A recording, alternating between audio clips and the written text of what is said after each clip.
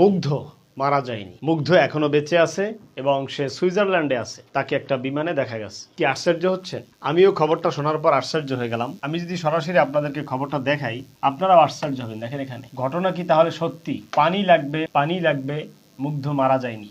তার কবর কোথায়? মুগ্ধ মারা যায়নি, হঠাৎ সোশ্যাল মিডিয়ায় গরম। আসলেই কি মুগ্ধ মারা যায়নি? চ্যানেলটার নাম দেখুন, গোলাম সরোয়ার 71।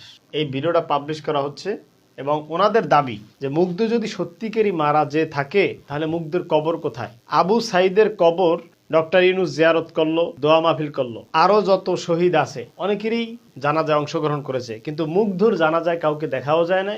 এমনকি মুগ্ধর কবরটাও এখন পর্যন্ত পাবলিকের সামনে আসে নাই। সেখান থেকেই সন্দেহের যাত্রা শুরু হয়েছে। এই ভিডিওতে 2 মিনিট 57 সেকেন্ডে উনি এটাই বলতে চেয়েছেন যে মুগ্ধ বেঁচে আছে, বরংস ডক্টর ইউনূস প্ল্যান করে একটা লাশ 30 লক্ষ টাকার বিনিময়ে এটা পরিকল্পনা মাফিক